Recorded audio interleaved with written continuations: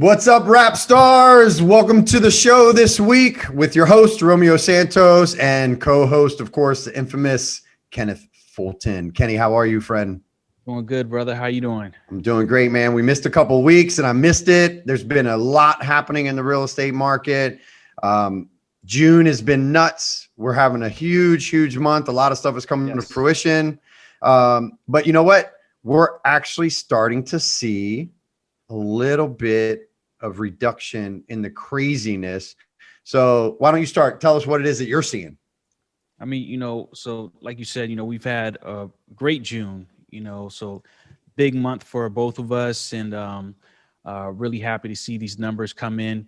But yeah, on the listing side, we're definitely starting to see, and I would just say normalize a little bit, which is surprising because rates have actually improved a little bit. Right. So I think it's a combination of even just personally, some of the buyers, they're now some people have kind of just decided, you know what, I'm just going to wait. So I think there's been a natural regression of people deciding to kind of wait on the market. We have more inventory, like even with us, we have a lot more listings coming on the market now. So I think the increase in listings out there has helped.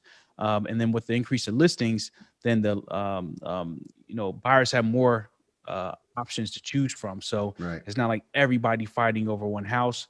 Maybe now there's 3 houses in that community that it can go after. Right. And also, I think another part of it that a lot of people don't talk about so much, but I think there have been buyers that have lost out on houses after they won the house because it didn't appraise. And so they're starting to say, well, if the appraisers aren't even saying that the house is valued this much, why would I pay this much? And so on the listings that I'm holding, I'm certainly still seeing multiple offers, not 10, 12, 15 offers, 3, 5, 7 offers. So still a lot. But what I'm not seeing people saying, and I'll pay anything between the appraised value and whatever my offer is. And that is definitely a swing from even just 30 days ago. Mm-hmm. Yeah. I think it's really important, from the agent, when you're representing buyers, to really make sure that you're looking at the comps and look at the likelihood of this home appraising. I think one of the key things that's helped me is to look at the stats of the listing agent and see, like, well, how many houses have they sold, in the past year, what's their experience in this market. And if I see that they've listed the house, maybe they didn't list it aggressively, maybe they listed it at the target price. Then it's like, okay, well, we need to have a conversation and say, hey, look, this offer is asking price, or 5,000 over, but not 50,000 over like it was a couple months ago. Right. And, but I think this house has a good shot of appraising for what this offer is coming in at. So maybe there's no appraisal shortfall here, but we're just being realistic about the numbers at this point, so if the appraisal comes in light, like that's the most that our buyer is going to be willing to pay. And I think that's fair, as long as the other agent can also relay that message, to their seller. Right. And I'm also starting to see that there are some houses that are starting to pick up days on market. Now, these are houses that maybe aren't quite as nice. So I think we're starting to see a slight normalization. We're almost, I hate to say that we're at the peak, because who the heck really knows, but I feel like we've hit our peak, and I feel like we're finally truly starting to crest over, right? So like, if you've ever ridden a roller coaster and you're sitting in the back, even though the front is already heading down, you still don't know it yet until you get up there, and then you start whipping down. So I feel like the front of the roller coaster is starting to head back down. Now, I don't mean to scare people. I don't mean a roller coaster like a big wild ride on the way down. It could be one of the little bumps on the way, but we are going to start to see a slight increase in inventory slowly. And we're starting to see a slight decrease in the amount of buyers, even though rates are still strong. You're right. And that is going to begin to normalize the market a little bit. And I think what it's going to do also, because we've seen a lot of dog houses out there, I think you're going to start to see that there are actually going to be more houses that sit longer because they didn't take the time to prepare them the way they needed to. They just thought the market was going to do the work for them. Even my investors, we're starting to see more houses come on as foreclosures because a lot of those restrictions have been lifted. So I think we're going to start to see, just like normalization, like we were yesterday with our team event out at a restaurant without face mask, we're going to start to see things normalizing in the real estate market as well. Yeah. Really good point.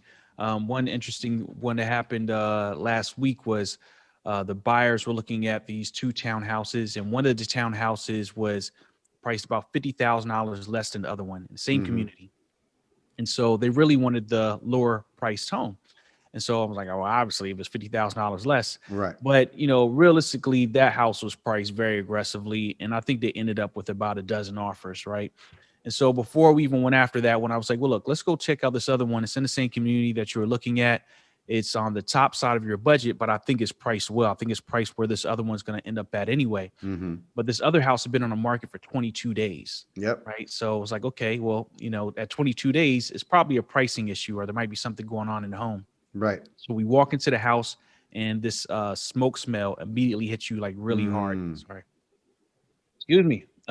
Yeah, cigarette smoke.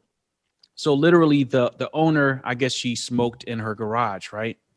And I think, she'd been out of the house for a couple of days. It was really hot in there. I mean, as soon as you open the door, it was just bad. It just hit you like, like an ashtray. And so I was like, all right, well, think about it like this. There's probably people, but other than that, this house checked off every box on their list other than the smell. Sure. And, that's something that you can do something about. You could paint over it. So what we ended up doing was offering asking price and then asking for a $10,000 credit to paint and replace carpet. And you would think in this market that that's just not going to fly. But at 22 days on market, again, like this is, where you're at right now. This is a solid offer from a solid qualified buyer. And that offer got accepted. So even in a market where some people think like, you have to make these crazy offers, we're still throwing out reasonable offers, but you have to look for those key indicators, like you said, like high days on market or something that's scaring other people off, like, smoke or any amount of work that a buyer might have to do that other people may not want to do. Yeah, 100%. And with the normalization, you're going to see what we always see, right? So when the market started going crazy and we're telling buyers, you need to be aggressive or you're not going to get the house. And people say, well, I'm not doing that. And they would take their time. And they could have been a little aggressive up front. Let's just use 300,000 as a number. And maybe they paid 320 and 20 and 10 of that came out of pocket because it didn't appraise. Well, they're in at 320. But now, because of a few months of this happening, that same neighborhood is now 360. And to get in, they might need to be at 370. So they spent more anyways. Yep, exactly. Right. I'm seeing that with a few clients now where, we got them in a couple positions and they decided they didn't want to spend that much, which is totally their prerogative, 100%. But now where we're at, because prices have gone up, they don't see anything ever that's in the price range that they want to stay within now. Yeah.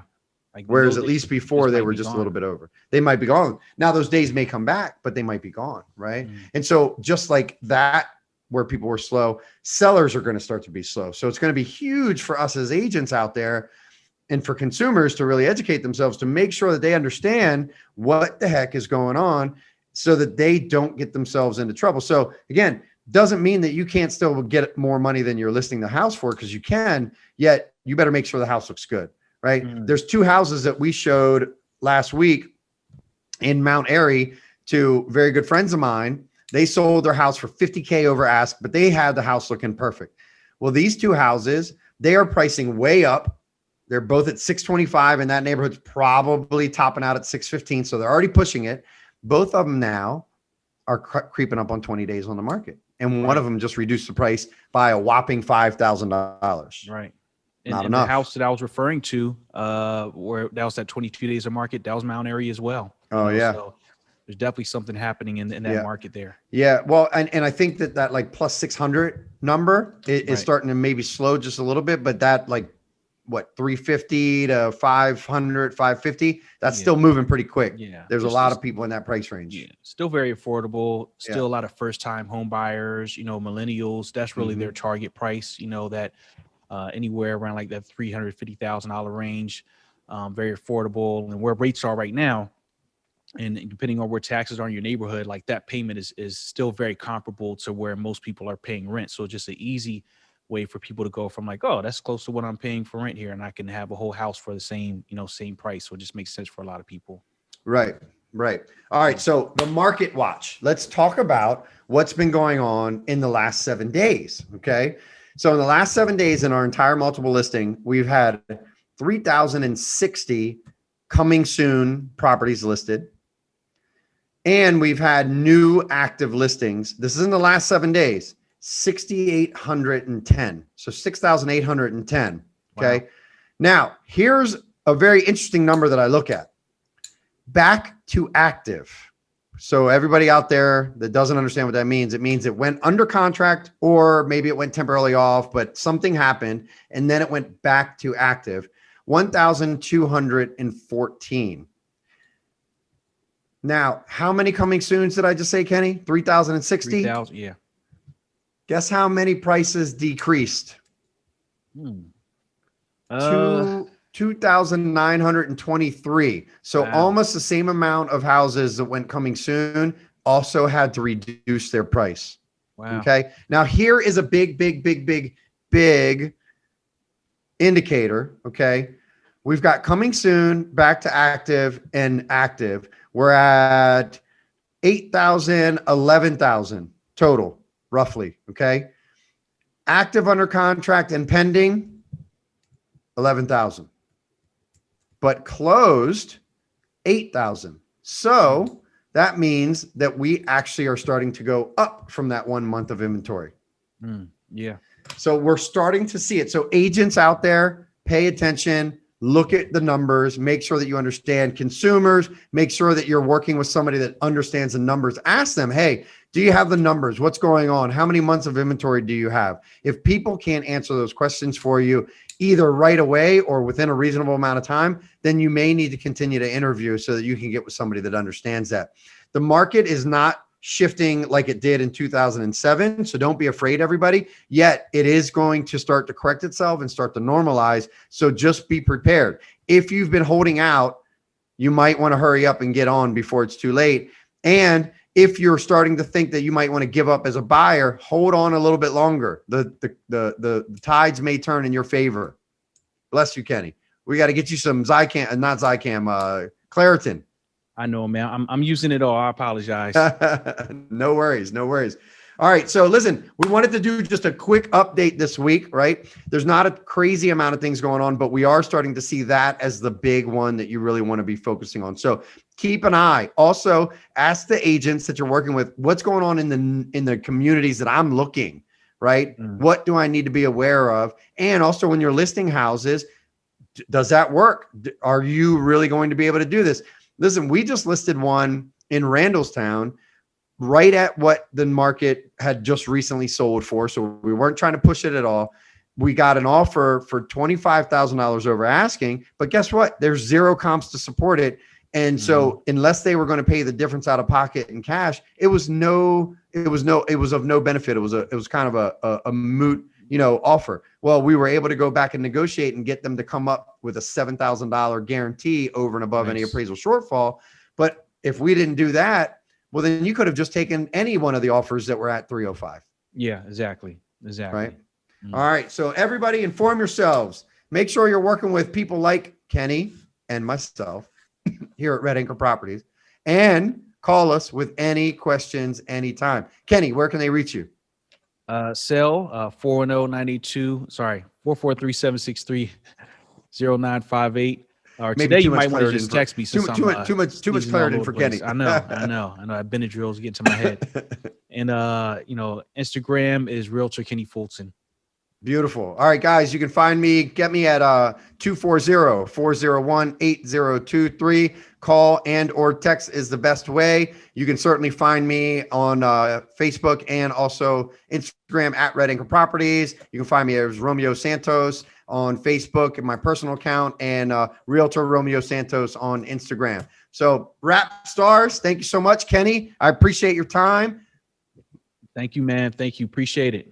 You're very welcome. All right, everybody, have a great week. We'll be back next week. All right. Have a good one. Peace.